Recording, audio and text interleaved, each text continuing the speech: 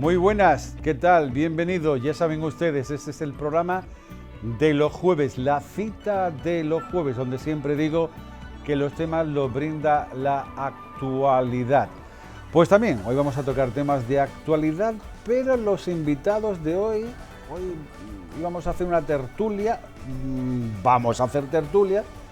pero nos falta un invitado que desde aquí tenemos que decirle que se recupere, que se ponga muy bien y ahora diremos quién es el nombre. Una tertulia donde vamos a hablar de temas pues de actualidad, pero ellos por su condición de... Yo los llamo el grupo de amigos ecologistas, ¿no? Incluso una vez me atreví a decirle el Sanedrín de ecologistas, ¿no? Los invito cada 6 meses, 7 meses, y para hablar de temas que tienen que ver mucho con el tema medio ambiente, pero hoy vamos a colar algunos más que también tienen que ver con el medio ambiente, con la política, que personas de esa ideología, ¿verdad?, pues arañan de alguna manera especial. Contamos en el programa de hoy con Paco Ureña. Paco, ¿cómo estás? Bien. Hace que viniste... ¿Un año? Un año. Un año, yo creo que está bien, venir una vez al año no está mal, ¿no? Estupendo. Vamos, que no hay que pagar, ni molestar, ni nada, ¿no? No hay que hacer ningún contrato, una vez al año está bien, Para ¿no? eso no vamos a hacer un no, contrato ya de está. ningún tipo. Oye, Paco Ureña, eres de Mijas, ¿verdad? Fuengirola. Bueno, Mijas Fuengirola. Fuengirola, pero bueno, tengo también una casita ¿Ves? en Mijas, Ya o sea, estamos otra vez. estoy Si en es los dos que lados. todo el mundo, Mijas, Fuengirola, Benalmádena, Fuengirola, Mijas, Torremolinos, y así estamos. Y cuando pegamos un salto vamos hasta Marbella. Paco Ureña pertenece a un colectivo que se llama ARBA. Arba. Explíqueme, don Francisco, o Paco, que me han dicho que no te diga Francisco.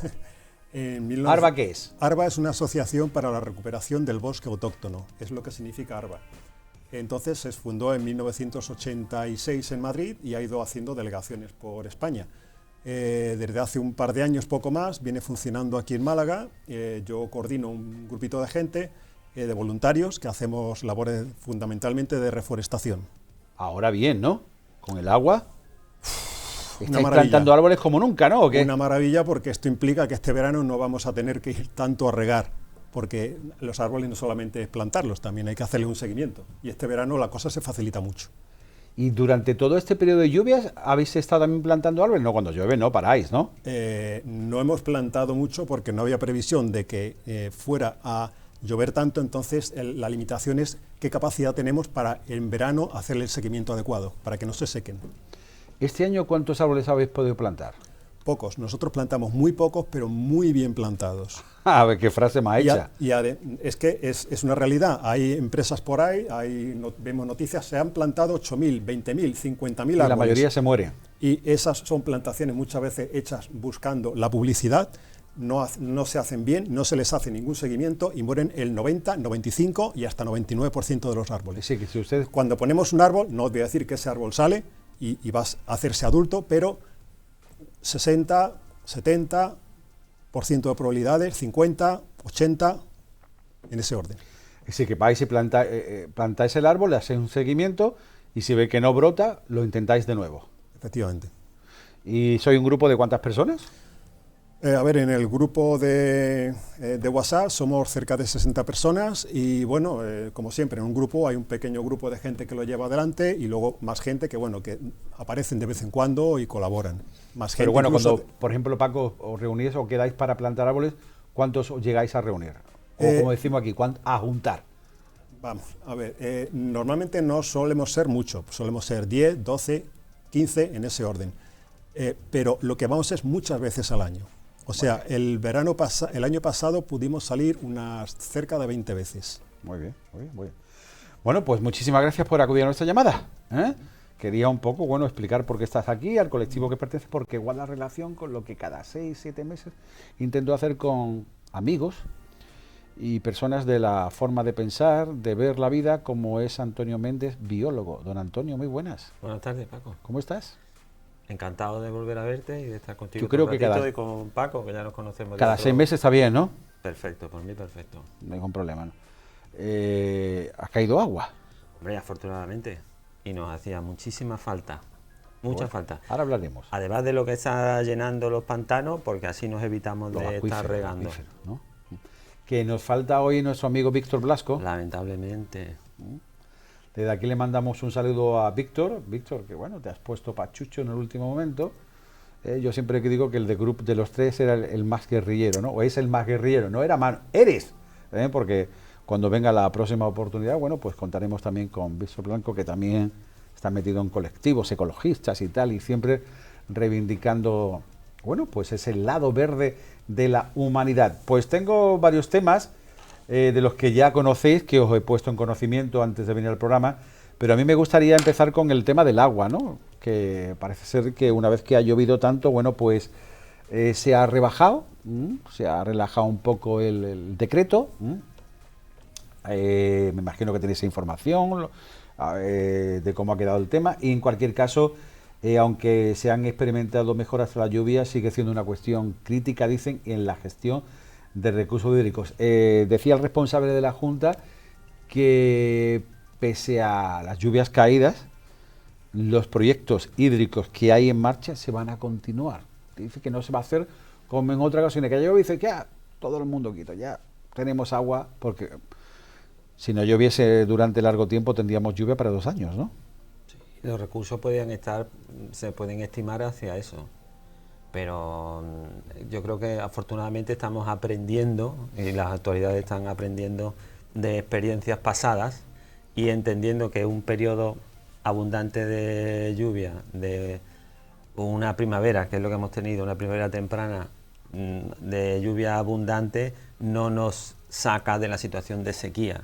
Si tú entiendes que seguimos estando en sequía. Nosotros aquí lo he expuesto esa opinión varias veces, de que vivimos una situación de sequía estructural. O sea, ya puede llover lo que quiera, que nunca cubriremos con exceso las demandas que la Costa del Sol exige, por número de habitantes, por necesidades de esos habitantes que tienen un cierto estándar de consumo de agua muy alto, que requieren, estamos hablando de instalaciones hoteleras, duchas, baños, piscinas, de las que no podremos prescindir. Entonces, por el número de habitantes, por el estándar que ellos mentalmente fijan de consumo de agua diario, por concentración, por instalaciones, vamos a decir así, que hemos convertido una zona seca, que era la Costa del Sol, en un vergel lleno de jardines casi atlánticos, ¿no? Con mucho césped. Son estructuras muy demandantes de agua, entonces ya puede llover lo que quiera, que nosotros nunca vamos a cubrir las necesidades que tiene la Costa del Sol. Pero eso puede sonar un poco agorero, ¿no? De la forma que lo dices, ¿no? No, simplemente yo creo que los ciudadanos tienen que ser conscientes de que siempre vamos a vivir de recursos prestados, de recursos del interior de la provincia. Nosotros vamos a consumir agua que no nos cae, vamos a decirlo así, en nuestra vertiente, en nuestros embalses, sino que vamos a vivir siempre con agua prestada de embalses, de cuencas del interior. Y ese préstamo, al final, pues tendremos que ser conscientes que solamente tendremos que irlo pagando con dinero, con cesiones de algún tipo. Así que usted no baja la guardia. Nunca. No, en el caso del agua, la idea sería ser consciente de esas limitaciones y tratar de reducir el despilfarro al máximo. A ver, Paco, bueno, se ha querido relajar un poco el tema de la Junta. ¿Usted entiende que es un poco lo que dice Antonio, o piensa usted que bueno, que había que relajar un poco? A ver. En una línea parecida puede haber algo de relajamiento, pero tampoco ya lanzarse al pozo. Aquí ha llovido bastante, en Valencia también, pero por ejemplo tengo noticias de que por la parte de Almería, de Murcia, de Jaén, incluso de Granada y de más zonas de España ha llovido más que otros años, pero tampoco una cosa extraordinaria. Entonces, lo que pasa es que las noticias, cuando llueve en un sitio, se ve de tal manera que parece que ha llovido a ese nivel por todo el país, y no ha sido así. Pero bueno, nosotros lo que en nuestra zona de la Costa del Sol, Málaga, podemos darnos por satisfechos, ¿no? La próxima vez puede que llueva en esas zonas y no aquí. Entonces, esa relajación para abrir un poco más el grifo para el consumo, usted como que no. Un poco. Un poco, habría que ver cuánto, ¿no? Pero ni seguir bloqueado exactamente igual, ni tampoco lanzarse ahí a lo que sea. es que el clima está cambiando y esto se está convirtiendo en un sitio árido con cada vez menos precipitaciones.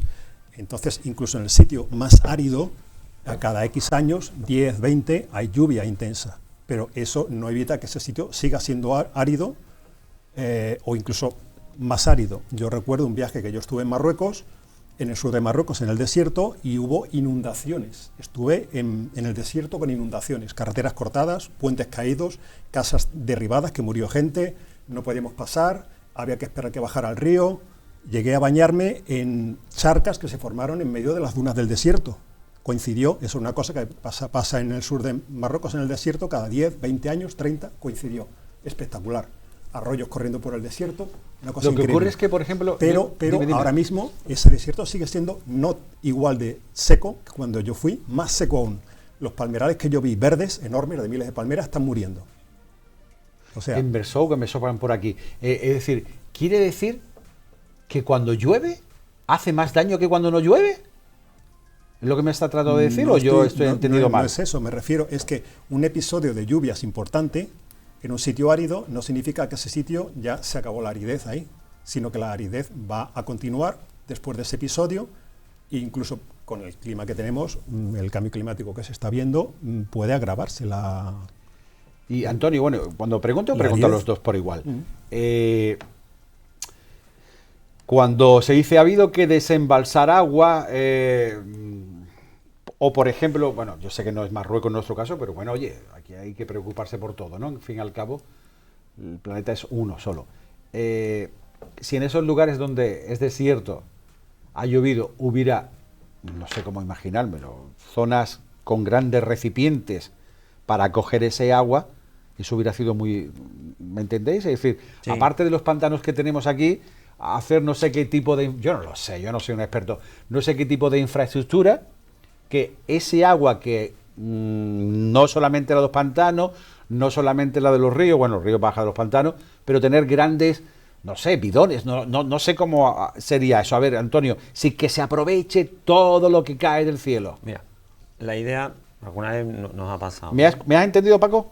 La idea es, la capacidad de embalsamiento que existe nunca es suficiente para hacer, digamos, constante las necesidades. Si pasa como con las carreteras. Tú haces una carretera nueva para facilitar el tráfico que ya tienes. Al hacerla más grande, hay más gente que la utiliza y llegan a saturarla. Con lo cual, la infraestructura que antes era, digamos, que alivió el tráfico, ahora vuelve a colapsarse. Si haces una infraestructura más grande, volverás a facilitar el uso de esa infraestructura y volverá a colapsarse de nuevo. Exactamente lo mismo pasa con el agua. Si vamos a entender que tuviéramos más posibilidades de consumir agua, pues la tiraríamos. La despilfarraríamos. ¿Por qué? Porque tenemos, que es uno de los grandes problemas del agua, al igual que la luz. Tú llegas a casa, giras en el lavabo el grifo y te sale un chorro de agua estupendo. Tienes pocas necesidades de controlar el tiempo que lo estás usando o no, para qué lo vas a usar, para qué no. Si tuvieras que ir por ese agua, por los 20 litros que vas a usar cuando te estás afeitando, es una barbaridad, 20 litros, ¿eh? Puf. Abre el grifo ya, y manténlo ya, pero yo ya tengo el truco, ¿eh? Yo con el agua caliente, yo ya tengo ya un recipiente preparado. Abre el grifo y lo mantienes segundos abierto, verá la cantidad de agua que... Lo que pasa es que no la vemos. Que por cierto, eso sería una gran actividad para los colegios, que es abrir el grifo, que los chicos se lavaran las manos en un recipiente y que después pudieran ver, luego, no en el momento, luego pudieran ver qué cantidad de agua han usado, para que tomáramos conciencia de cuál es la relación entre el tiempo que está el grifo abierto y el volumen de agua utilizado. Nos sorprenderíamos muchísimo y nos ayudaría a tomar conciencia de qué manera se puede consumir agua. A ver, Paco, quiero oír. Yo les haría otra cosa, que se fueran de vacaciones en una furgoneta, en una camper, donde el agua tienes que ir a un sitio, cargarla, tienes 100 litros aproximadamente, y con eso una familia, a ver cuánto tiempo le dura, los 100 litros. Oye, normalmente un día. Y apurando muchísimo, haciendo virguerías, limpiando los platos con un papel y dejando nada más que el aclaradito final y cosas así. Vamos. Pero se podría vivir. Entonces, pero tú estás hablando de una familia, 4 personas, un contenedor de 100 litros, serían 25 litros diarios de consumo. Ojo, persona. Por 25 litros persona día, ¿vale? El estándar que estamos utilizando en el mundo occidental, bueno, en los años 90, cuando yo estaba haciendo el máster, era en España alrededor de 150 litros persona día, 150. En Estados Unidos, entonces, se hablaba de 300 litros persona día. Más que aquí nosotros. El doble, claro. Los americanos lo hacen todo a los brutos y gastan más que nosotros siempre. Ese mismo estándar de 300 litros día es lo que estamos reajustando cuando empezamos con las medidas de control del tema de la sequía, último nuestro. Entonces, ya estábamos rondando consumo costasoleño, digamos, alrededor de 300 litros persona día. Qué barbaridad. Que eso es una barbaridad.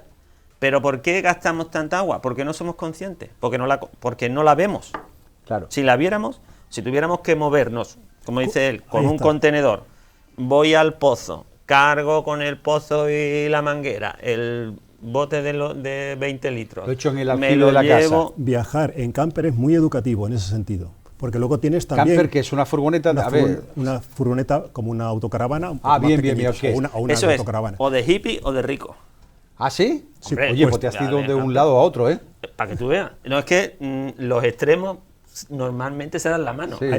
¿No te habían comentado eso? Eso es como mirar el globo de... La extrema derecha y la extrema izquierda se dan la mano por detrás. En muchas cosas sí. Porque el universo es esférico. Sí. Paco, para que nos tú veas. enseñan el mapa, el este o el oeste, pues vamos a mirarlo por el otro lado, verá cómo están juntos. Eso es, para que tú Pero no veas. le interesan enseñar por ese lado, lo enseñan por el otro, donde nos pillan a los europeos en medio. En medio. En medio.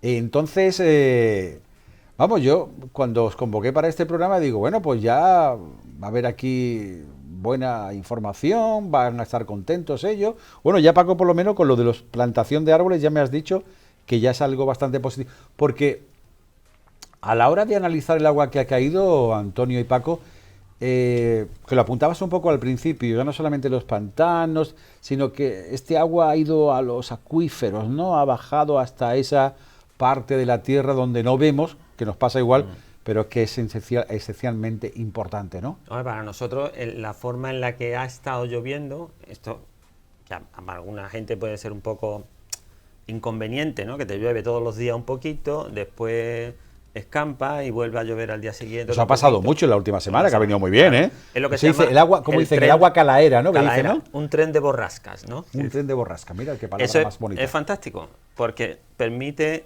que no haya mucha escorrentía, ¿no? Que el agua no se vaya por los arroyos. Por ejemplo, el problema que tuvieron con la Dana en la zona de Valencia, a nosotros, que alguna vez nos podría tocar algo parecido, afortunadamente, quitando algunos pequeños inconvenientes que hubo en la zona de Alaurín, ¿no? En Alaurín el Grande.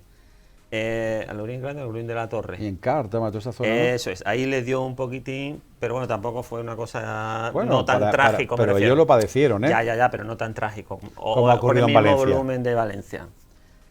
Quitando esa parte, el resto de la Costa del Sol no ha sufrido demasiadas inundaciones. Pero por eso, porque llovía de manera mucho, pero de manera bien. intermitente, ¿no, Paco? A ver, y una cosa que yo os planteo. Vamos a seguir hablando del agua, por supuesto. Pero esta secuencia de borrasca, como tú decías, ¿no? Como has dicho. Tren de borrasca. Tren de borrasca, ¿no? Tren, bueno, como quieres. Hay quien dice, es que tocaba y tocaba. O también se debe al cambio climático, el que haya llovido tan seguido como hace muchos años que no ocurría. ¿Se lo atribuimos a un cambio climático o se lo atribuimos a que Costa del Sol como tal ha sido la Costa del Sol, pero de vez en cuando, ¿a qué? ¿Qué me dirías sobre eso? El cambio climático es algo tan grande en números que estadísticamente todavía no se ha demostrado. Ojo, que hay indicios, que hay muchos especialistas que dicen los indicios son claros de que hay un cambio de tendencia, que vamos a la sequía, bien. Pero estadísticamente procesos como lo que estamos sufriendo, vamos a decir, gozando nosotros en este momento, no son nada raros. Entonces, si tomamos periodos de tiempo amplios, estadísticamente lo que está sucediendo ahora es algo relativamente normal, vamos a decirlo así, ¿no? Paco, te quiero ir a ti. Háblame de esto también, tu opinión. A ver, cambio climático yo creo que, bueno, se puede hablar. Por eso te decía, incido lo que Antonio decía, que tocaba y tocaba, y de cada cierto tiempo, pues bueno, viene el tren de borrascas, o también eso se debe al cambio de temperatura del mar y por eso ha llovido tanto y por eso ha ocurrido lo de la Dana y tal. A ver, yo creo que habrá un poco de cada, o sea, cada cierto tiempo recordamos que había años que llovía mucho más que otros, o sea, eso siempre... Menos mal, ¿no? Menos mal. La naturaleza no es un termostato, o sea, funciona, digamos, por probabilidades. No, llueve a las 10 de la mañana hasta las 12, según un temporizador. Entonces, el cambio climático puede haber tenido algo que ver, pero es que hay años más lluviosos como menos lluviosos, como lo que he contado de Marruecos en el desierto. Ahí te quedas. Sí. Venga. Oye, bueno, medidas adoptadas y propuestas, proyecto de las desaladoras. Hemos hablado en otros programas de esto, ¿no? Pasa que aún todavía no están por llegar, ¿no? Sabes que se ha aumentado el caudal en la desaladora de Marbella, bueno, que es la que nos vale a nosotros, la gestión eficiente, las campañas, todo esto. ¿No pensáis también? Ahí me quiero detener un poco. Antonio, Paco, después de todo lo que hemos sufrido con el agua, que al final va este tren de borrasca, me voy a acuñar esa palabra para mí también, ¿hemos aprendido? Pese a que ha llovido mucho, la gente... No, yo creo que nos queda... ¿O piensa que ya venga, barra libre aquí otra vez? Nos queda el gran paso a ver. En España del concepto de que la gestión hídrica no puede depender de una comunidad autónoma, sino que ha de depender del concepto país.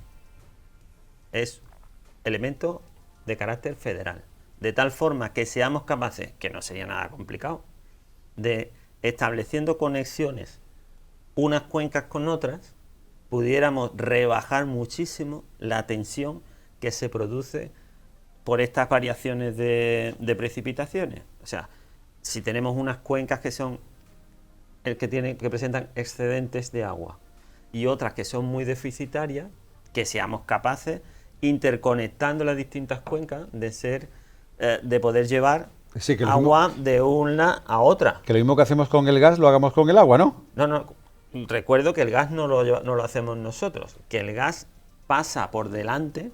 Pero cuando venía de Almería, de Argelia, o venía, ¿no? Ojo con eso, sí, venía, que nos lo cambiaron, eso es. Sí, todavía no se ha restablecido, ¿no? Nosotros pasamos y había una especie de regulación, pero viene de sí, pero fuera. Quiere decir que si esa conducción es posible, también podría ser con el agua, ¿no? Perfectamente. ¿Cuántas veces lo hemos hablado? Incluso, no voy a repetir el chiste, pero hemos hablado que era muy fácil, bueno, muy fácil, tecnológicamente fácil, si estamos pendientes de hacer un túnel que una las costas de Marruecos con la costa de España. Eso se lleva hablando ya. O hacer uno que une las costas de Francia con las costas de Inglaterra, que ya funciona. Si somos capaces de hacer una conexión ahí grande. No vamos a poder plantar una tubería. No vamos a poder plantar una tubería desde... Sería gigantesca, claro. Bueno, no necesariamente, pues puedes hacer una red, ¿no? La idea es conectar la cuenca del Guadalquivir con la cuenca mediterránea, las cuencas de la zona del Levante. Hoy en día eso es posible, ¿no, Paco? A ver, como posible lo es. Técnicamente, obras hidráulicas de mayor calado se han hecho ya. Sí, pero vamos, es caro. Bueno. Muy caro. Yo hablé hace poco con un amigo que es ingeniero agrónomo y que trabaja en Almería, y precisamente se habló de eso, hablé con él de eso, porque ya es un tema que allí se debate mucho. Y me decía que vale, del Ebro, porque es donde hay agua, ir sacando agua, pero el Ebro no es infinito. Cuando ha habido sequía fuerte, ya hubo run fuerte entre Cataluña y Aragón, a cuenta del Ebro. Sí, nos acordamos de aquello. El Ebro no surte para toda España. O sea, eso tiene, y justamente cuando hay sequía y hace falta agua, es cuando puede encontrarse el Ebro con poca agua. Entonces, Y además, no solamente la infraestructura física, cientos de kilómetros no de un tubito así, de una cosa enorme, es que esa agua hay que bombearla. Bueno, no, pero... No se puede hacer, además de pero túneles. si pese a que sea costoso, Sí, si técnicamente sí. es posible llevar gas de un lugar a otro, el agua también puede ser. El gas pasa Si no, que le pregunten a los romanos la cantidad de obras que hicieron y ahí permanece. El gas pasa por un tubo así. La electricidad por un cable así. Pero eso hace falta una cosa mucho más grande. Bueno, pues se y hay hace, que ¿no? bombearlo, que eso gasta energía. Él decía que para traer del norte de España al sur de España, energéticamente era mejor la desaladora, que además no hay sequía, porque el mar siempre hay agua. Eso hablé con este hombre, que está en primera línea, Venga. Ingeniero agrónomo en Almería. Mira por dónde vamos a tener aquí debate. Antonio Azazi con la Yo mano. traslado lo que me dice. Sí, ya, una bien, opinión bien. De un experto. Hace 2000 años, el Imperio Romano rellenó toda la península ibérica de calzadas y de conducciones de agua. Montones. Y ellos no utilizaban bombas. Pero eran conducciones así y de 10, 20, 30 kilómetros. Para hacernos más pequeños. Es curioso. No de cientos de kilómetros. Donde está el Y problema, con bombeo. donde está el problema es lo que yo he intentado marcar antes. El problema es También. que la gestión no puede depender de las comunidades autónomas. Eso por supuesto. Sino tiene que ser una gestión vamos a llamarlo así, federal, del conjunto de la población, del conjunto del país, que ahí es donde haríamos país, que nos vamos a encontrar con quién, con las reservas evidentemente de cada nacionalidad. No me toques a mí, prefiero que a mí me sobre antes que a ti, que te hace falta. Ahí es donde se vería de verdad la solidaridad. Pues ahí es donde tendremos que incidir si alguna vez queremos que España no se avergüence la mitad de la población de llamar a su país España y de llamarse españoles. La españolidad También no en está, el tema del agua. no está en si eres del Barça o del Madrid. La españolidad está en estas cosas, que tenemos que ser capaces de compartir los recursos esenciales para la vida, para el desarrollo de toda la población, que son el agua, la luz y el alimento. ¿Vale? No otros señales, sino esos elementos. La gestión del agua, la gestión de la energía y la gestión de los recursos básicos, del alimento. Eso es lo que nos va a dar en algún momento carácter de país. No otros elementos, que si tú tienes una bandera, que si yo tengo la otra bandera, que si, eso es lo que debería de empezar a articular un país real. Y ahí es donde podríamos utilizar los elementos de la necesidad. Porque siempre el agua nos va a ser necesario a todos o a una buena parte de la población. Igual que la energía. Si somos capaces de compartir los recursos captados o producidos, ya sean por huertos solares, molinos de viento o centrales nucleares. Si somos capaces de gestionar de manera conjunta esos recursos para que nos lleguen a todos, ¿por qué no vamos a poder gestionar el agua? ¿Claro? Sí, pues yo os traigo aquí y por lo ahí mismo es para que me donde contéis. empezaríamos a entender lo que puede ser un grupo, un país donde están las necesidades, que además nos está haciendo cada día más falta. La verdad es que el ejemplo que has puesto es bárbaro, ¿eh? Yo le doy la razón con eso. Le da la razón, ¿no? Sí, ahí no hay discrepancia ninguna. Incluso yo metería a Portugal, que con el agua, ¿Sí? Aquí no nos enteramos, pero allí se quejan de que no les dejamos agua. ¿No? Y, Ah, y se quejan tiene de que toda no la dejan- razón, porque las cuencas, la mayor parte de las Nacen cuencas aquí, ¿no? son del Tajo. Claro, nacen Entonces, si aquí. empezamos a cortar, a reducir, vamos a decir, A ellos no les llega. Presas de regulación en las cuencas del Tajo, a ellos le recogen muchas menos. Tajo, Y la de el Guadiana. Duero, el Miño, el Guadiana. Quedaros, oye, me gusta mucho lo que, porque estamos hablando del agua y estamos entrando en detalles que para la gran inmensa de la población, como que con esto de la rapidez y usted, os estáis deteniendo en detalles muy importantes, que pasan desapercibidos, pero que hay que tener muy en cuenta. Dejadme que vayamos a publicidad, volvemos y vamos a seguir hablando del agua y de otros temas que vamos a poner sobre la mesa. Publicidad y volvemos.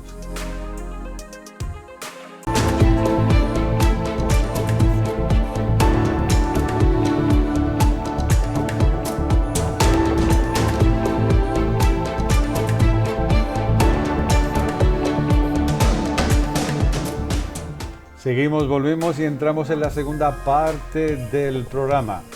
Si usted se acaba de incorporar, pues sepa que estamos en la cita, en el programa de los jueves a fondo Costa del Sol, y estamos volviendo a hablar de temas tan recurrentes y tan importantes como el agua, ese preciado líquido elemento, la lluvia que ha caído, la que queda por caer, y cómo la vamos a utilizar y bueno, y a ver cómo seguimos con ese consumo responsable, puesto que pese a que ha llovido, pues hay que seguir guardando la compostura, que dirían algunos.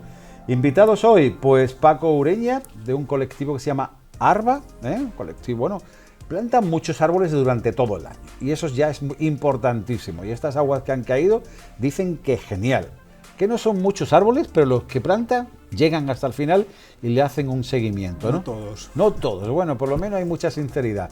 Y luego también, pues una persona que también, bueno, ya conocen, que no le podemos meter en nómina porque no procede, porque le molestamos cada 5 o 6 meses, entonces por lo tanto, que no le caiga él en la tentación. Antonio Méndez, biólogo, estábamos hablando del agua y de ese, bueno, pues de los trasvases, de medir la solidaridad de un país por algo tan importante como es el agua. Fíjate qué detalle, ahí donde de verdad tenemos que enarbolar esa bandera, ¿no? De la unidad de España, el consumo solidario del agua, porque hay sitios donde tienen más agua, otros donde menos, y hablamos, bueno, que si con el gas se puede plantar en cualquier parte del mundo, ¿por qué no se puede hacer lo mismo con el agua? Y Paco decía, bueno, pero es que eso es muy costoso, pero es realizable. Cueste dinero o no cueste dinero, es realizable. Y en cualquier caso el dinero va y viene, pero las grandes obras permanecen. Y decía Antonio que los romanos hicieron cantidad de vías y cantidad de... Sí, de acueductos, sí, para poder... Bien, te voy a contar, y yo creo que eso lo sabe todo el mundo, yo creo que es una anécdota ya, vamos, casi leyenda, pero es conocida por todo el mundo, que cuando empezaron a hacer las autovías que cruzaban desde aquí hasta el norte, empezaban a escarbar en el suelo, y decía, pero bueno, si este trazado ya está hecho, es decir, los ingenieros de puertos y canales y todo esto, que son los que trazan las vías, ¿no?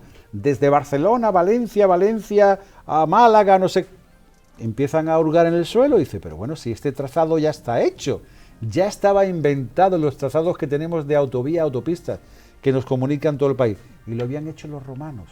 Es decir, que ahí queda eso. Le vamos a pegar un apretón de tuerca a este tema del agua.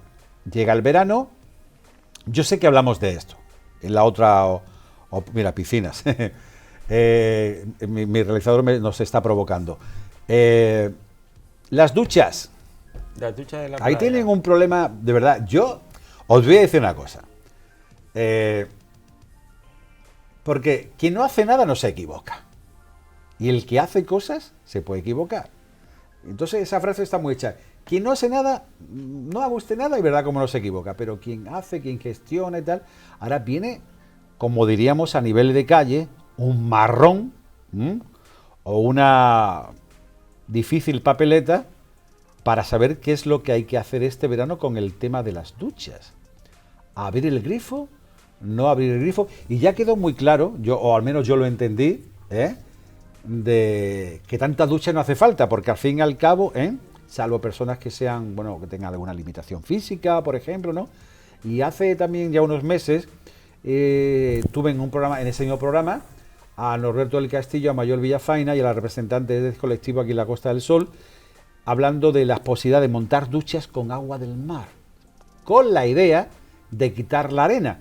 Pero claro que al venir desde el agua hasta la tierra decían que perdía algo de salinidad. No sé hasta qué punto eso es cierto o no, pero en cualquier caso, llega la temporada de baño. Paco, Antonio, ¿qué hacemos? ¿Ponemos duchas? ¿No ponemos duchas? ¿Seguimos como estamos? A ver, venga, ¿quién abre el melón? Sí, vamos. Venga, bueno, sí, como mismo, somos 20. Como estamos muchos. Falta Víctor Blasco. La opinión, yo creo que la vamos a mantener, al menos, y con Víctor estaría de acuerdo conmigo en que las duchas en la playa son absolutamente innecesarias. No los niños pequeños y los... La mayor parte de... Si tú fueras administración, seguías como estás. Claro, porque... Pero tú sabes que mucha gente se puede quejar, ¿no? Ya, pero sabes que además esa parte todavía del decreto de sequía no está levantada.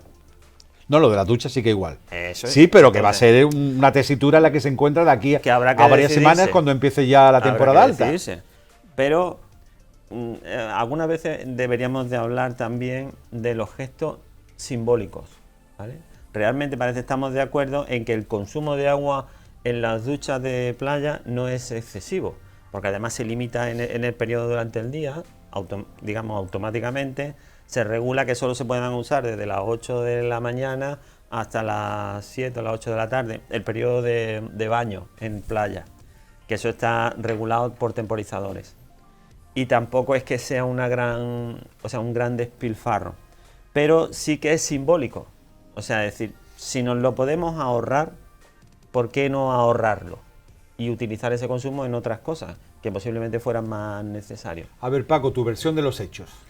A ver, el tema de las duchas es un tema que tiene un gran valor simbólico, como dice él, porque es una cosa que sucede ahí delante de todo el mundo, es una cosa que tiene repercusiones, puede tenerlas quizá a nivel de turismo, pero yo lo que veo es que es un tema recurrente. Sí, bueno, como casi todo lo que estamos hablando. Pero es que yo veo que yo creo que a la hora de ver el problema del agua sería mucho más interesante hablar de los pozos ilegales, que según bueno, momento, vamos a hablar de las duchas y luego hablamos de los pozos ilegales, ¿vale? Pero déjame un tiempo para hablar de eso. Venga, vale, pero venga, las duchas, venga. Las duchas, es que es un tema, yo pienso que puede haber cierta flexibilidad sobre eso, no creo que sean totalmente innecesarias, como dice él o diría Víctor. Yo creo que se podría, quizá con más restricciones, mantener. Quizá no, este año a lo mejor se podría bajar un poquito la guardia y otro año... Oye, a lo mejor no. Y os planteo esto, luego me regresé, lo de los pozos legales, luego lo hablamos, por supuesto. El pulsador. Hablamos aquí en un programa de ¿por qué no echas monedas? Con monedas. Monedas, que es poquito, pero bueno, ya sabes que tienes que... Eso por un lado. Y por otro lado, cuando das al pulsador, no se puede mecánicamente regular ni de que caiga menos agua de la que cae, para que esa... Le das al pulsador, el pulsador se va saliendo y se cierra otra vez. Y no se podría eso activar de tal forma que ese recorrido, pues lo que tú dices es un sensor de presencia. Yo no tengo ni idea, yo de eso no soy un técnico, pero quiero decir, que caiga menos agua. No, podría ser interesante, porque ya se está implementando. El año pasado lo vimos nosotros en la zona del Levante, que nos llamó muchísimo la atención, porque nos hubiera gustado que en Fuengirola, que es donde habitualmente paseamos, en mi caso, hubiera fuentes de agua potable para rellenar tu botella que tú lleves cuando vas de paseo o algo así, y para rellenarlo, que era gratuito, la fuente contaba con un sensor de presencia. O sea, tú metes tu botella, se te llena de agua, sacas la botella y se corta el grifo. Algo parecido se podía utilizar, me parece que también en las duchas de animales domésticos, las duchas de perros y eso, funcionan de la misma manera. Entra el perro, le cae el agua por encima para los baños, ¿no? Lo sacas y se corta. Algo parecido en las duchas, sí, ¿por qué no? Es un avance tecnológico que se está implementando mucho. ¿Eso reduciría la cantidad de agua? Sí. ¿Eliminaríamos el efecto ese simbólico del que estábamos hablando, pues no, porque seguiríamos contando con la ducha como tal, ¿no? Y también lo hablamos, que la mayor parte de las urbanizaciones que están cerca en el paso marítimo, ¿no? Cerca, suelen tener en la misma entrada de la zona de piscina o de zona verde que tenga el edificio. Y suelen hacer una segunda ducha, ¿no? Eso es. Tienen pues se llega a duchar 3 veces, ¿no? Hombre, el que quiera usarlo tiene esa posibilidad, no quiere decir que siempre la vayas a usar, ¿no? Ya. Pero que podría ser interesante, oye, si eliminamos las de la playa, que la mayor parte de la costa de España no tiene duchas en las playas. Pero ten en cuenta que también hay que pensar en los chiringuitos, en los hamaqueros, es un servicio que ellos prestan y eso puede restar y mermar su El año pasado ya vimos que lo estaban haciendo, algunos chiringuitos estaban instalando dentro de sus propias, digamos, en la zona que ellos gestionan, duchas, en la zona de hamaca, duchas propias que pagaban ellos. Es que claro, ellos también un colectivo que tener y en cuenta. Entonces lo venden, podrían, digamos, venderlo como una especie de servicio Si el ayuntamiento te pone una ducha con un pulsador o con monedas, a lo mejor te sienta mal. O dices, me están cobrando por un servicio. Bueno, pero si el chiringuito que te está cobrando por la tumbona o por el servicio de restauración que te estén haciendo tiene su propia ducha, el usuario diría, bueno, pues lo mismo que le voy a abonar X dinero por la cerveza, pues le voy a abonar también en X dinero, X monedas, por hacer uso del servicio de ducha que este chiringuito, este restaurante, esta zona de hamacas me está proporcionando. Pero yo, sea ayuntamiento o sea chiringuito, lo de las monedas, quizás la recaudación no sea tampoco... No, simplemente por tener un control. Es una forma de visualizar, ¿verdad? Ese pepito grillo, ¿no? Que tienes ahí, ¿no? Mira, recuerda que esto que esto cuesta dinero. Que esto cuesta dinero. Eso es. Cuesta vida más que dinero, cuesta vida. Que es costoso, porque el agua hay que captarla en algún sitio, hay que depurarla, hay que traerla hasta aquí, te la tengo que poner a través de un sistema que no gaste mucho. Y el sistema ese que yo sé que ya lo hablamos, aquellos que nos sigan habitualmente, que son muchos, gracias, algo que tenemos que agradecer. Eso que comentan los chiringuiteros, es decir, de poner duchas que el agua venga del mar. ¿Eso cómo lo ves? Hombre, sería la instalación y tal un poco lo más costoso, pero luego... El problema, claro... tenía que contar permisos de costas y todo, pero bueno, en cualquier caso, oye, pues mira, es un agua... Sí, el problema es mantenerlo. Ten en cuenta que la playa, aunque a nosotros por la mañana cuando vamos nos parece planita y arreglada y todo eso, pero tendrías que hacer una infraestructura, una tubería que fuera relativamente profunda, que tuviera una protección para que no se llene nada de arena, o sea, que serían muchas pequeñas estructuras que quizás fueran más costosos para el que lo pusiera, fuera el chiringuito, fuera quien fuera, más costoso que decir, oye, ¿qué es lo que están haciendo ahora? Que es contratando un contador nuevo del Servicio Municipal de Agua, ¿no? En el caso de Fuengirola de Gestagua, pues te pone un contador y tiene de aquí que masa, aquí lo otro. Exactamente, que contratan los chiringuitos, contratan su propio suministro de agua, evidentemente con un coste, pagándolo ellos. Y claro, ese agua siempre va a tener mucha más calidad. En cualquier caso, va a ser una papeleta difícil para los ayuntamientos, ¿no? Yo creo que no. ¿No? No. Porque además ya estamos acostumbrados a este año. Porque son ellos que tienen la competencia, ¿no? El ayuntamiento, claro. Yo creo que eso se podría habilitar en determinadas zonas donde fuera fácil de habilitarlo. Sí, lo que dices tú, que lo que proponen los chiringuiteros, ¿no? Eso del agua del mar, ¿te refieres? Sí, habrá zonas donde sea fácil de implementar y otras donde no. Entonces, en algunos sitios puede ser la solución adecuada y en otros, pues no. ¿Y qué pensáis que van a hacer el ayuntamiento? ¿Van a abrir el grifo de las duchas o no? Yo creo que se dejarán bueno, sí, quien tiene la competencia, la Confederación. Oye, yo no me gustaría estar en la piel de ellos, ¿eh? Quien tiene la competencia, Confederación, que quien lleva el suministro de agua, que te dice qué se puede y qué no se puede. Sí, que entonces al final el ayuntamiento pueden decidir. Quizá para ellos, bueno, va a depender ¿no? el decreto de sequía, cómo va a quedar, claro, cuidado, que es la Junta. Es que ellos les dicen, esto se puede hacer, estos servicios están permitidos, estos no. Si te dicen el tema duchas en playa, pues no, se restringe y ya está. Si el verano pasado, que las perspectivas eran peores, lo mantuvieron abierto. Bueno, al final que va, el año pasado se cerraron, ¿eh? Al final se cerraron, sí, hay que ir un poco más a la playa, Paco. Sí. Bueno, no voy a la playa. Permítame un poco la licencia, hombre. Sí. Quiero decir que estuvieron abiertas parte del verano, creo, ¿no? Bueno, al principio, pero luego en cuanto se principio. agudizó el tema de la sequía, empezaron a... Ya. Y oye, una cosa que yo me imagino que se hará en más municipios, pero se hace aquí en Benalmádena y yo, no sé, lo veo cuando los hoteles tienen que renovar el agua y no la vacían. Se ponen de acuerdo con el ayuntamiento, en este caso de Granada, que me imagino que Torremolino, Mija, me imagino que será igual. Pero en cualquier caso me quedo con el ejemplo que conozco de aquí, ¿no? Y que también lo hemos hecho, puesto a través de la noticia.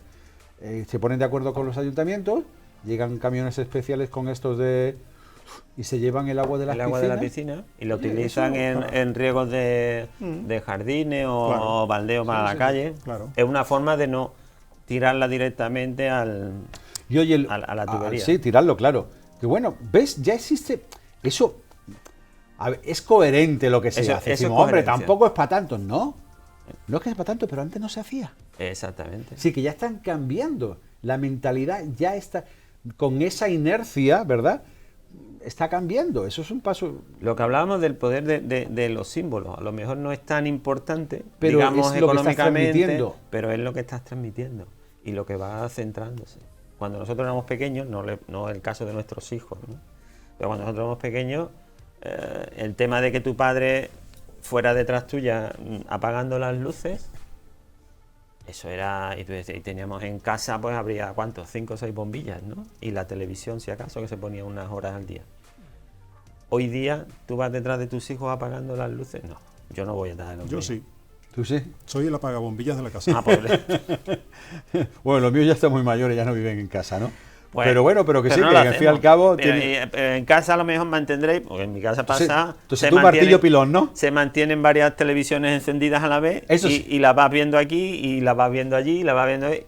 Cuando tú dices, coño, con una tendría suficiente para ir viéndola, ¿no? Y fíjate, y toda la familia junta, eso de la convivencia. La electricidad era un elemento, un recurso muy limitado, y entonces estamos encima de eso. El agua, pues también pasaba algo parecido. Ahora lo asumimos como es algo muy fácil y no tenemos tanto cuidado en el agua. Hay que ver las costumbres que tienen que ver con esto del agua, la luz. Cómo está cambiando los hábitos de la sociedad, ¿eh? Incluso la forma también de relacionarse y todo. Es que son detalles que pasan desapercibidos, pero que al cabo del tiempo están cambiando los hábitos, ¿eh? Por supuesto. Antes, en cualquier familia, el tema de conversación se refería a la película que se había puesto, o a una noticia en mi pueblo, que yo soy muy antiguo, mi pueblo se llamaba El Parte. Pues sí, pero ¿sabes de dónde viene eso, no? El parte de guerra. Efectivamente. Vamos a ver el parte. Eso viene de la época de la guerra. De la parte de la guerra. El parte. Y que eran los noticiarios, para la gente que no lo sepa. El informativo. El informativo diario de la televisión 1, que era la que había. Y entonces se comentaba una noticia entre todos. Hoy día, en cualquier casa, y pongo el ejemplo de la mía, en lo que tus hijos viven cada uno de ellos en su habitación y en su mundo, los temas no se expresan en común. ¿Por qué? Porque posiblemente nunca estemos teniendo conciencia del mismo tema. Porque uno hay viendo Instagram o una serie o lo que sea en un sitio, en su habitación, en su tablet, en su ordenador o algo así. Yo estoy en otro sitio, su madre está en el otro, y entonces los temas también están más diluidos. Ponerse de acuerdo para discutir de uno es complicado. Es complicado. Paco, que no lo tenía previsto, pero tú me lo pides y por supuesto que lo hablamos, no hay ningún problema. Pero no lo tenía, pero bueno, no sé, porque no he caído, yo tampoco soy perfecto, ¿no?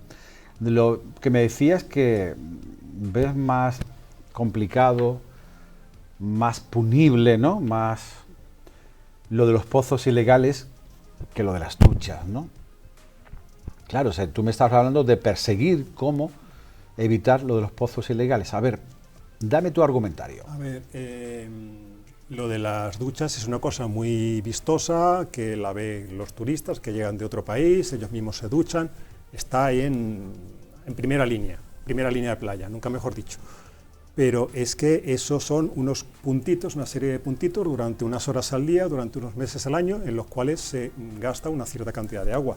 Una cantidad de agua que posiblemente todo el agua que se gasta en duchas en la playa en la provincia de Málaga equivalga a una manzana de bloques altos de vivienda, de los que hay en cualquiera de nuestras ciudades. Una manzana, no un barrio, una manzana. Eso es una cantidad ínfima. Y aparte el daño que hacen a la capa freática de la tierra, entonces, ¿no? Es que cifras de Diputación Provincial, no de ningún youtuber loco ni nada, en la provincia de Málaga habría más de 11.000 pozos ilegales de agua, que en Andalucía serían 100.000 y en España entre 500.000 y 1 millón.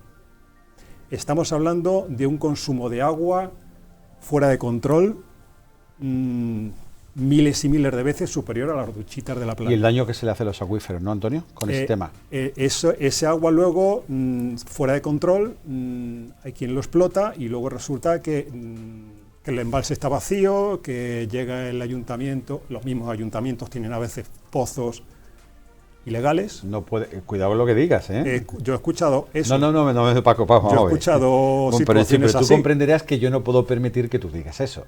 Es decir, si tú me dices que un ayuntamiento tiene un ploso ilegal, yo me imagino que, no sé, eso tú me lo tienes que demostrar. No sé cuántos serán porcentualmente. Sí, pero yo no puedo... A ver, tú me has dicho que tienes datos o que puede haber datos de Diputación sobre el pozo ilegal. Vale, te lo compro. Pero que me digas que hay ayuntamiento que tiene pozos ilegales, no te lo compro. Yo he escuchado... pero es que sí, pero tú tienes que comprender que yo, como medio de comunicación, con la seriedad que nosotros trabajamos, yo no puedo permitir que tú digas eso. Pero no porque sea verdad o no, sino porque tú no me lo puedes demostrar. Si me lo puedes demostrar... Vamos a ver. Yo es que no quiera debatir contigo. Bien, pero tú me entiendes, ¿no? Pero es que eso escuchado no puede valer, porque estamos hablando de una administración. Yo he hablado hasta con ingenieros agrónomos. Sí, pero vamos a ver, pero esa denuncia velada que tú haces, yo la tengo que poner en cuarentena. Cierto, me hace muy bien. No sé, porque, bueno, oye, como los ayuntamientos, pues entonces ahí el Seprona tendría que actuar, ¿no? Porque es el Seprona, ¿no?, el que tiene que actuar en este tipo de casos. Y tendría que perseguir a los ayuntamientos que permiten eso, ¿no? Normalmente es la Confederación Hidrográfica la que tiene una guardería, o sea, una especie de policía del agua. Ah, sí. Que es la que yo pensaba que era el Seprona, no sé por qué. El Seprona también. El Seprona también. Tengo entendido que también. Bueno, pues que puede hacer, el Seprona podría hacer en último caso de policía judicial. O sea, si hay un mandato del juez, o para ponerlo en conocimiento del juez, una situación ilegal. A lo mejor lo que tú te estás refiriendo, que quizás pueda venir la discusión por ahí, es... No, yo la discusión es... Hombre, no, que una cosa es que haya... A ver... Una cosa es que haya captaciones que en algún momento o estén en vías de... Pero todo eso tiene que estar regularizado, Antonio. ¿Cómo puede un ayuntamiento? Es que no puede ser, es que eso está penalizado. A ver, si los ayuntamientos normalmente, los ayuntamientos no gestionan la captación. Sí, pero de si el ayuntamiento hídricos. ve que la empresa que explota el agua hace eso, sí, tiene que sancionarla porque sería incumplir el pliego de condiciones por el que explota ese servicio. Claro, pero además que todas las captaciones de agua, primero, tienen que estar declaradas en Confederación. Efectivamente. Y Confederación tiene la obligación y la posibilidad, y bueno, seguro, la obligación de controlar los contadores que dan salida a ese agua. Cualquier otra elucubración es muy complicado, ¿no? Es muy complicado. Y es lo que te dice, ojo, no se puede decir, el ayuntamiento hace esto, lo otro. Es que yo he oído, cuando además la mayor parte de los ayuntamientos no gestionan ellos. Permíteme, ¿no, Paco? Agua. Con todo el respeto, el cariño, admiración que te tengo, pero eso no puede ser. Es decir, que tú me digas, pues según Diputación hay un estudio, pues bueno, pues sería cuestión de meterse en Diputación y mirarlo. Que hay 100 y pico pozos, pues yo creo que habrá algún tipo de justicia que tenga que perseguir eso. Y si esa información está en manos de una administración, pues la administración tendrá que actuar. Lo que pasa es que a la quien corresponda, no tiene medios suficientes. ¿Que no tiene medios suficientes? En otras ocasiones están infiltrados de intereses. Pero eso es como decir, no capturamos a toda la gente que hace mal el no sé qué tipo porque no hay medios. Pues entonces tendrán que actuar, ¿no? Porque es el agua, al fin y al cabo... Eso digo yo. Pero que acusar a los ayuntamientos, yo no puedo acuso globalmente a los ayuntamientos.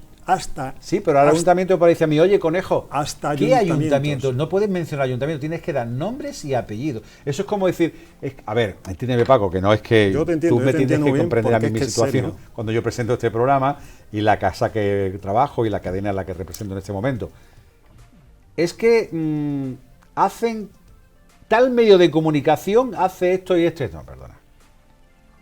Dígame usted qué medio de comunicación, nombre y apellido. Por eso te quiero decir que yo comprendo que vuestra voluntad, y además tú de la forma que lo defiendes, que es más con la patata, porque al fin y al cabo tú no tienes ninguna dependencia económica de eso, pero bueno, son tus ideales, tus conceptos de vida, está bien que protejas y que luches por eso, pero que un ayuntamiento o cualquier administración, no sé, mire usted, no, yo he oído no puede, o papelitos o juzgado de guardia, en cualquier caso. Lo han lanzado y ahí queda. Lo del agua, bueno, a mí me preocupaba lo de los pozos, pero eso es un tema ya de hace muchos años, ¿eh? Pero que eso es como decir por dónde entran ciertas cosas en este país y que todo el mundo lo sabe. Pero que es importante tratar y no centrarnos solamente en las duchas. No, estamos hablando de sequía. Sí, por supuesto. Y me parece muy bien que si hay pozos ilegales, a quien corresponda, pues que los persiga. Sí, así de claro. Tenía otros temas, lo del agua, ya saben. Bueno, el mensaje con el tema del agua, ¿cuál sería, Antonio? Que no... Que de ducha nada, que hay que no seguir podemos... ahorrando agua. Venga, vamos a la segunda parte. Paco, entiéndeme, ¿no? No hay aquí ninguna... Venga, publicidad y volvemos.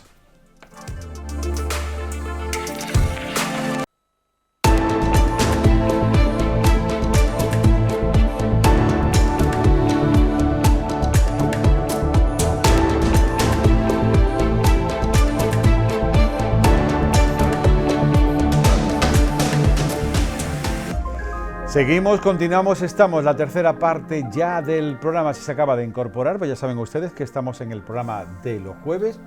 A fondo Costa del Sol y los invitados, Paco Ureña, de Arba, un colectivo, bueno, pues entre otras muchas cosas se dedican a plantar muchos árboles, ¿no? Viene a nivel provincial y ellos tienen, bueno, pues el colectivo que es Mijas y Fuengirola, ¿no? O algo así, ¿no? Es a nivel provincial, pero vamos, la mayor parte de la gente es de Mijas y Fuengirola. De Mijas. Que ahí hay lugares para sembrar iba a decir, sembrar y plantar, que también es muy importante, muchos árboles. Y también contamos con Antonio Méndez, que como saben ustedes es nuestro biólogo particular. Antonio, continuamos. Hemos estado hablando hasta ahora las dos partes del agua, ¿eh? Ha llovido mucho, pero bueno, sabemos que desde la Junta, bueno, se ha relajado un poco las restricciones, ¿verdad? El decreto. Queda pendiente qué va a pasar con el tema de las piscinas, qué va a pasar con las duchas de la playa. Todo eso hemos hablado un poco. De las piscinas no, pero será casi igual. Y seguimos hablando de medio ambiente, y algo que hemos descubierto que, como decía Antonio, estaba ahí, no se le daba importancia, pero toda la vida ha estado ahí. Y ahora con esto de los avances de la tecnología que nos hace falta esa materia prima, he dicho, bueno, pero si esto mira tú por dónde, que le estaba dando siempre una patadita y resulta que me hace falta. Las tierras raras. Han oído ustedes hablar en las últimas semanas de las tierras raras y todo viene a raíz de lo que en Ucrania, ¿no? Que hay ciertas zonas que se están intentando repartir la tarta, ¿no? Esperemos que no nos ocurra a nosotros lo mismo, ¿no? Que podamos nosotros comernos nuestra propia tarta y que los vecinos jainos se la quieran repartir. Pero bueno, eso ya sería otro debate y otro jardín donde meterse. Tierras raras. ¿Me permitan ustedes que haga una breve introducción y lea yo esto para informar aquí al respetable? Pues voy a intentar que mi dicción sea clara y buena y nos podamos entender todos. Bruselas selecciona 7 proyectos en España para impulsar las materias primas estratégicas. La Comisión Europea presenta los primeros proyectos estratégicos en Europa para asegurar y diversificar el acceso a estas materias primas y tierras raras, claves para sectores industriales como el automovilístico o las energías renovables o la defensa. En España, bueno, estas tierras raras son de, me corriges, que tengo aquí a un biólogo, litio, cobalto, níquel, y esto no lo he visto yo en mi vida, wolframio, a ver si me he equivocado. Wolframio, lo había leído mal. Y en España, San Antonio, concluyo, te dejamos a los especialistas.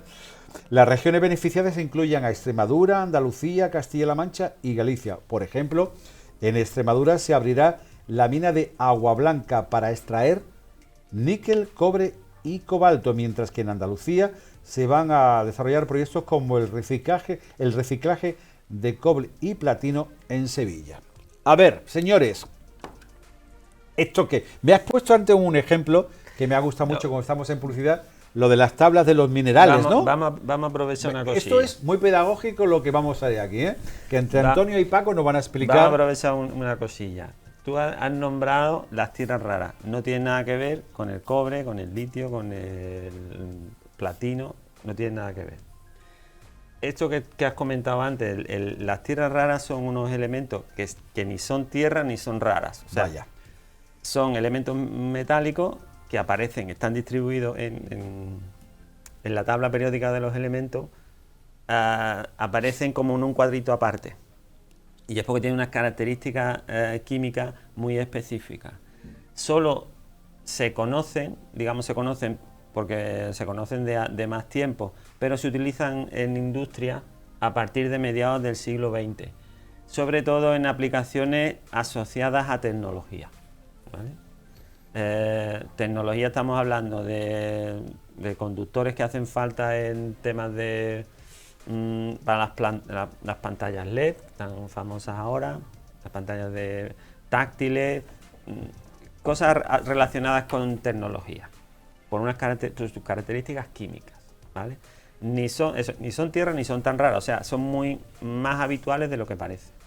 Pero diferente es que se está empezando ahora a hablar de proyectos mineros de metales que son necesarios, ahora se le puede llamar estratégicos, en Europa, porque tradicionalmente y en todo, y nos vamos a encontrar con ese problema, una explotación minera es muy interesante para un país, para una región, para un hiperpaís como podría ser Europa, sobre todo cuando la mina la tiene otro. Y que nos dicen que no dependamos tanto de China, ¿no?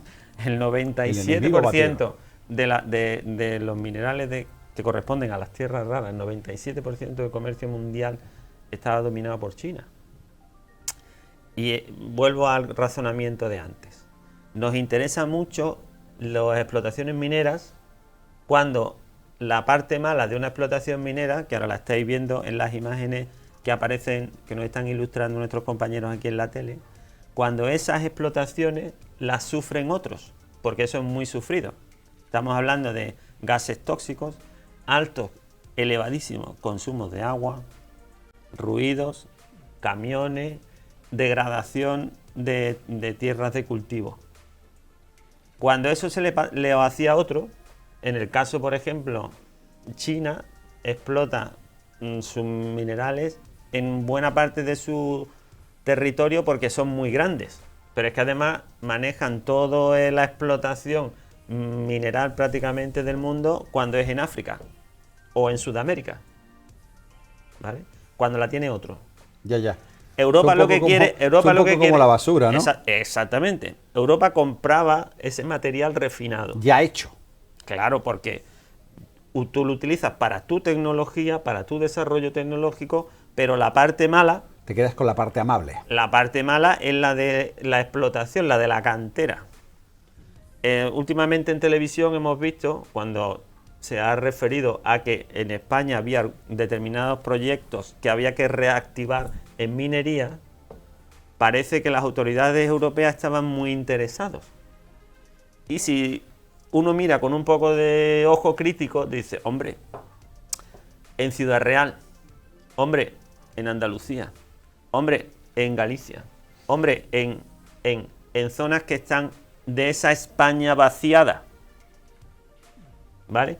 Nunca aparece una mina en las afueras de Barcelona, ni en el entorno de Madrid, ni en el entorno de Sevilla. Aquí no la queremos, por favor. Ni en el entorno de la Costa del Sol. No, que no podría ser. Porque... Hazte un inciso ahí, quédate parado un momento ahí, por favor, pero no te disperses y retomas.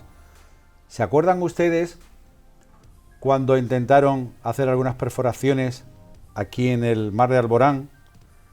Y bueno, y afortunadamente hubo políticos donde dieron la cara, incluso en contra de sus propios compañeros de partido a nivel de Madrid, que eso estuvo muy bien, ¿por qué?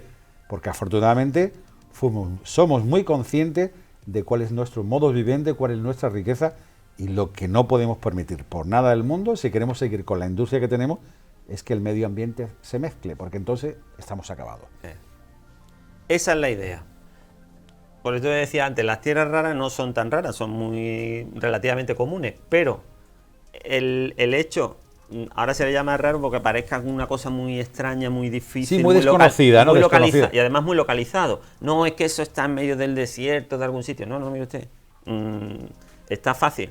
El problema es quién es el que tiene que soportar todo la parte mala de una explotación minera. A ver, Paco, te quiero oír de todo esto, dime algo. A ver, yo escucho aquí a Antonio hablar de que como una cosa cuasi conspirativa de que nunca se ha hablado de explotación de algo de esto en los alrededores de Madrid, de Barcelona, de Sevilla o aquí en una zona como la Costa del Sol, con Málaga y una gran ciudad.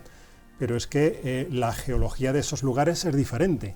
Ya de antiguo las minas los romanos las hacían en esas zonas, precisamente en Río Tinto, Hay unas zonas... Sí, que no hemos descubierto nada, vamos, ya estaba todo inventado. Bueno, son en cierta manera. Unas cordilleras, unas zonas que la geología da más mineralización metálica. Las aguas termales ahí producen una concentración de determinados minerales que en un terreno sedimentario como aquí, por ejemplo, digamos la Vega del Guadalhorce, no ha existido en las minas en la Sierra de Mijas, hay minas, pero son pequeñitas y ya están explotadas desde muy antiguo. Entonces yo creo que tampoco es cuestión de imaginar algo en Madrid, los alrededores de Madrid, es granito al norte, al sur son terrenos sedimentarios. No es cuestión de imaginar una cosa conspirativa. No, como yo no lo he entendido así. No se trata de conspiración, se trata de que cualquier elemento que implique un fuerte impacto ambiental, siempre lo vamos a situar así, administración. Se lo vamos a situar al pobre. Los pobres están para fastidiarse, vamos a decirlo así, para proporcionarle las riquezas ya limpias a los ricos. Que tú dices, oño, qué mala suerte. El país más rico en recursos minerales y metálicos del mundo es Nigeria. Y es el país más pobre del mundo. Fíjate qué mala suerte. ¿Por qué? Muy sencillo. Claro.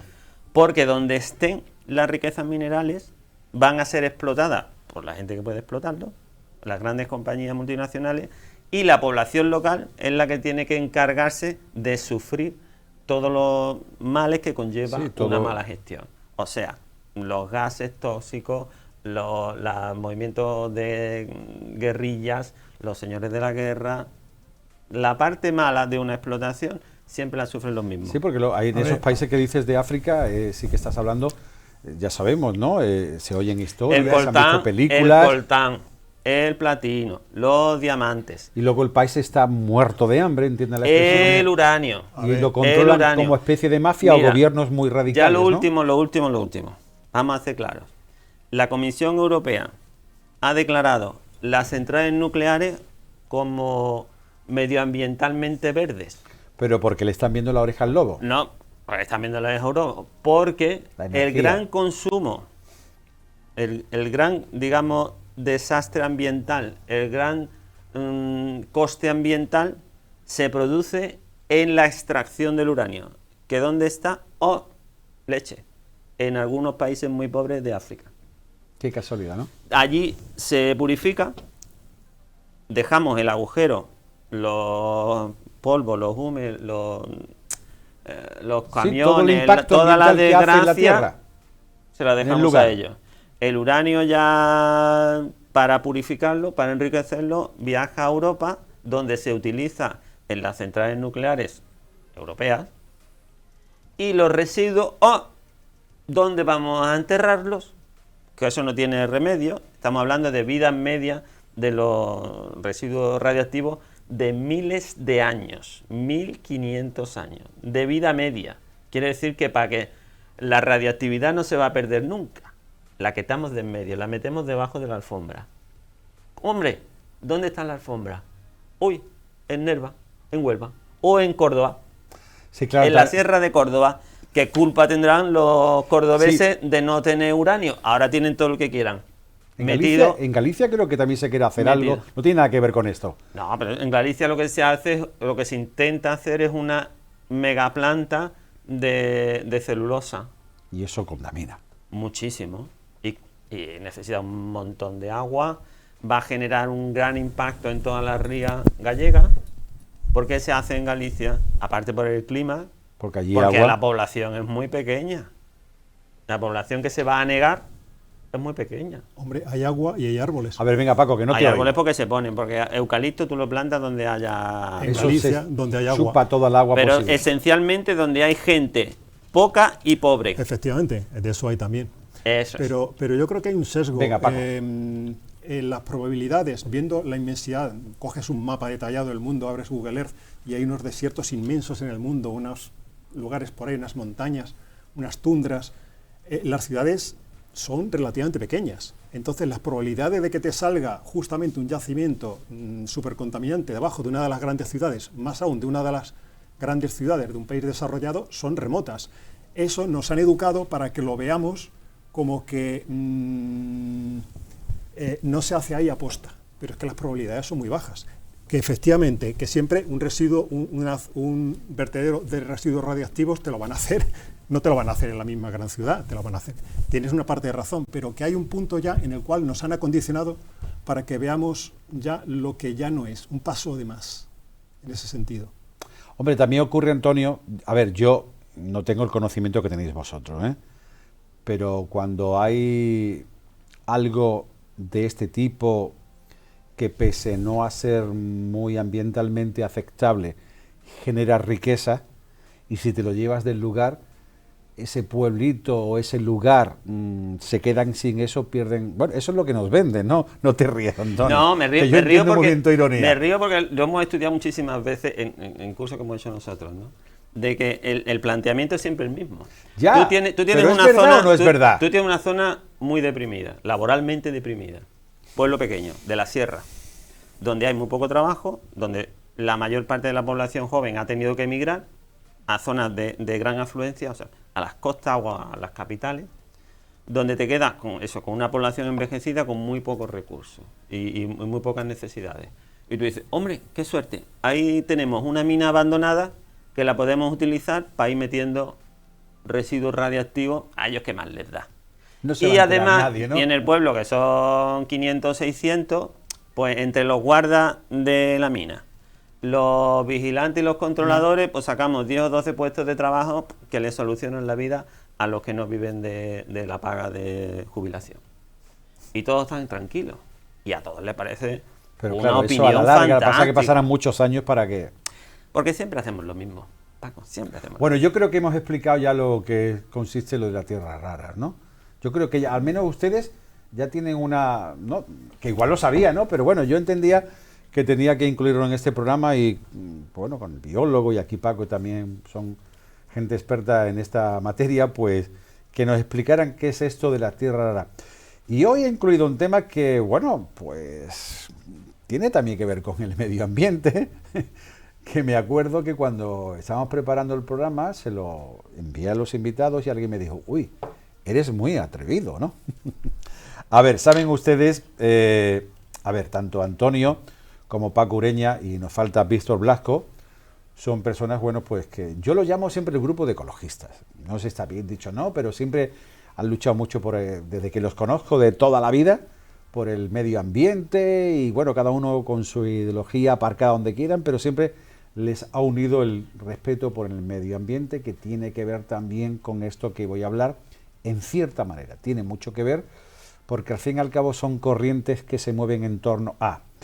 Y no es otro que la situación del gasto militar en España, que bueno, saben ustedes que no hace falta que esto yo lo cuente, que está marcado por un intenso debate político y socialmente, y que actualmente el país se encuentra rasgando en comparación con otros miembros, bueno, que destinan el 1,28 y hay que llegar al 2%.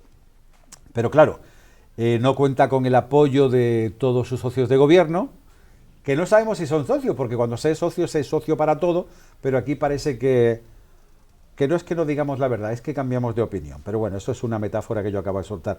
Y partidos como coaliciones como Sumar, bueno, pues que ya no solamente que no apoyan esta medida, sino que incluso están volviendo a hablar de la salida de la OTAN, a España de la OTAN.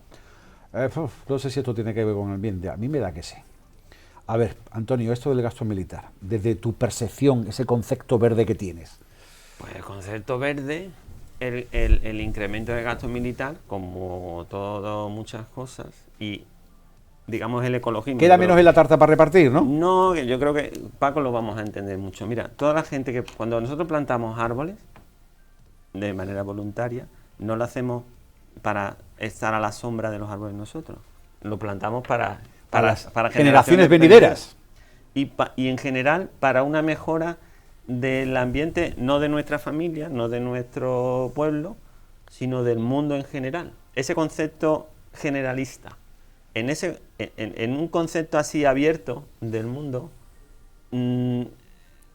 prepararte armamentísticamente para una guerra no tiene ningún sentido. Hoy día menos que nunca. Hoy día menos que nunca. ¿Qué necesidad tenemos nosotros, ni nuestro país ni nada, de destinar una gran cantidad de recursos a hacerse con tanques, aviones o lo que sea que se vaya a hacer, si en comparación con las potencias que ya están desarrolladas armamentísticamente, nunca vamos a llegar?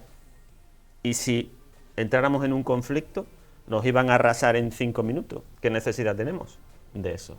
Es algo tan... Entonces, ¿esto es parte de algún negocio grande, gigante, de los poderes del mundo o qué? Claro. Y además de distracción de otras muchísimas cosas, como lo de las tierras raras. Lo de las tierras raras que se hablaba de lo de Ucrania, al fin y al cabo de lo que estamos hablando es, uy, ¿qué necesidad tiene Rusia, que es el malo de la película ahora, de hacerse con Ucrania? Lo estamos justificando, no, porque necesitan grandes yacimientos de tierra. Por la materia prima que hay en ese país. No. Entonces, ¿esto a qué responde? Según tu concepto verde. Es que ahora mismo estamos planteando el mundo, los medios de comunicación, que son medios de comunicación, digamos, grandes, ¿eh? No, también somos grandes, ¿eh? No a nivel local. Se está planteando como que es lo ridículo del asunto, como una película americana, que es donde va el tic de la cuestión. Si queremos entender el mundo, tenemos que verlo como si fuera una película americana. O sea, realmente entender que lo que estamos viendo es una película americana, donde hay unos que son buenos. Sí, pero lo que está ocurriendo en Gaza y en Israel es una película americana y está muriendo mucha gente, ¿eh? Y ahí también va mucho armamento que se gasta, que se compra, que se vende, que se lleva, que se trae. Sí. Y es una industria que está en pleno apogeo. Por supuesto. Pero cuando lo plantean en un medio de comunicación, se plantea como una película americana. Hay un malo y un bueno. Uno que sufre y que se defiende, o sea, uno que sufre las consecuencias y está, digamos, tiene derecho a defenderse, y uno que ataca, que debe ser reprimido por el conjunto del mundo. Pasa que con el señor Trump esto se ha desarbolado. Con el señor Trump y antes. Bueno. Y antes. A ver, párate un inciso ahí, párate un poquito, Paco, quiero oírte a ti hablar de esto. Yo no lo veo... El gasto militar, el rearme que decían, ¿no? Que decían, no, eso no me lo nombre usted. Avance tecnológico, decía el señor, ¿no? A ver, dime, ¿no lo ves qué? Yo no lo veo igual que Menos mal, al final vamos a tener debate aquí, ya lo verás. En muchos sentidos, porque, bueno, él dice que, bueno, que no existe, digamos, sentido ninguno a rearmarse en un mundo en el cual, pues, todo debe de ir de alguna manera, digamos, colaborativo, ¿no? Pero claro, hay quien se niega a colaborar. ¿Y eso somos en este caso España? Ya depende en qué caso. No, digo porque, bueno, sabes que... Bueno, venga, desarrolla. Hay una frase de Bruce Lee, que escribió también algún libro filosófico, que dice, no porque tú seas vegetariano te va a respetar un tigre. Claro. Entonces, eso hay que tenerlo en cuenta. Entonces, ¿qué hacemos? Negociar mientras nos aprieta la cuerda al cuello. También decimos, bueno, es que nosotros estamos lejos, pero es que Europa son pequeñas, yo diría fichas de dominó. No podemos permitir que nos pillen por separado. Es decir, que lo que ocurre a Ucrania pueda seguir avanzando, ¿no? ¿Te refieres a eso? Es que... Si Rusia ahora va por Ucrania, luego vamos por el siguiente país, luego el siguiente país, no tiene que hasta ser, que llegan a Madrid. No tiene que ser simplemente así. Es que, por ejemplo, con lo de la independencia de Cataluña salieron datos de que con tal de desunir a Europa, Rusia había colaborado con los independentistas catalanes contra el gobierno central por medio de campañas en Internet. Yo recuerdo haber visto Rusia Televisión y Sputnik News en aquella época y algún otro sitio en Internet afín a Rusia, y la campaña era completamente a saco a favor del independentismo, por romper España. O sea, es que está muy lejos. No, eso está a golpe de clic. Rusia está a golpe de clic. Y no es ficción lo de las granjas de trolls Es que yo conozco una persona que tenía una. Con 60 Paco, empleados. Me estás dejando hoy aquí entre los pozos ilegales, esto me está agregando anodadado. Y no A ver, puedo, Antonio. no puedo dar detalles. No, pero pues, existen, pero claro. existen. Vamos a hacer aquí un Iker Jiménez aquí con el amigo. A veces tenemos que ampliar el debate y el concepto. Por eso te decía antes que estamos asistiendo a una película americana en lo que hay buenos y malos. Y si cuando realmente analizamos, un poquito, solamente analizamos el problema, vemos que nosotros decimos, no, es que nosotros somos europeos. No, mire usted. Nosotros en plan andaluces, no España, que España es un concepto un poco complicado ahora mismo. Cuando nos pongamos de acuerdo, cuando nos pongamos de acuerdo con el agua, me quedan 4 minutos. Los andaluces tenemos más relación con todos los países de Hispanoamérica, muchísimas, en lengua, en historia, en costumbres, en alma, en religión. Estamos más cerca de Hispanoamérica que de Alemania. Sí. Rusia es más Europa, Rusia, el centro, es más Europa que nosotros. Bueno. Muchísimo más. No. El origen de Europa, Rusia es más importante que el sur de Europa. Ojo con eso, ¿eh? Que el imperio, metes también a Portugal e Italia, claro, ¿no? Por supuesto. El imperio austrohúngaro. Los Imperio austrohúngaro, que es el que abarca el centro de Europa, el imperio ruso, tienen más valor en la historia de Europa que, por supuesto, el sur de Europa. Italia, lo que sería actualmente. Venga, para, Italia. que Paco dice que no. Venga, y tú retomas ahora. Venga, Paco, dime que no. Vaya, hombre, ahora cuando estamos llegando al final os voy a poner a debatir. Yo no lo veo así, pero bueno, es que, a ver, yo defiendo Europa porque Europa es un sitio donde con todas las infinitas miserias que hay aquí, es un sitio en el mundo más democrático que otros y si no, yo sería el primero en atacar a Europa. A ver, no es Europa porque yo soy europeo, simplemente. Es que no sé, claro, tú eres europeo porque te entiendes rico. Tú eres europeo porque te entiendes rico con un estatus. Espérate, escúchame. No por ti personalmente. Nosotros nos entendemos europeos ahora porque decimos. Se separa y todo es que somos que nos entendemos ricos porque tenemos un sistema educativo, un sistema de sanidad, pero tradicionalmente, si tú analizas, mira, un alemán, un austriaco, un inglés,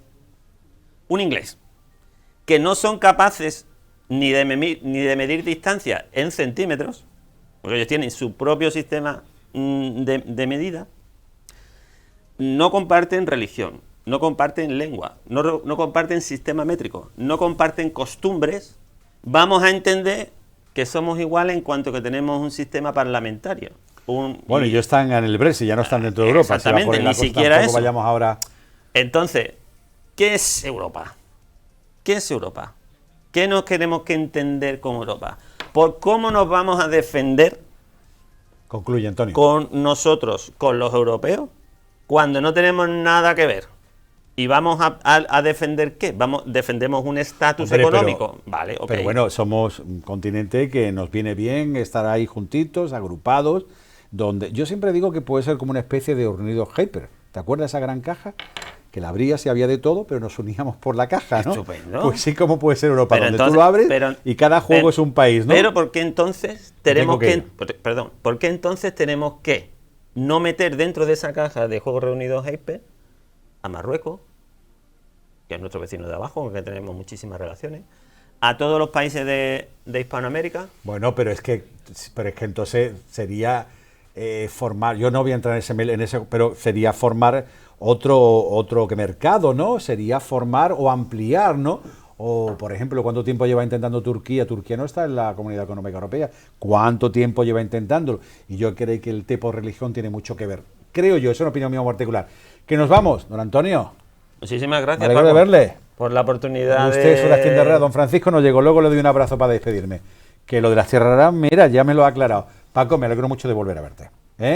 Que cuento con vosotros cada cierto tiempo, yo con el clan de los ecologistas, como yo digo, que nos falta Víctor Blasco, que el hombre a última hora se nos ha puesto un poquito pachucho con esto del resfriado. Que gracias a los dos sí, y que os vaya bien, que os cuidéis mucho.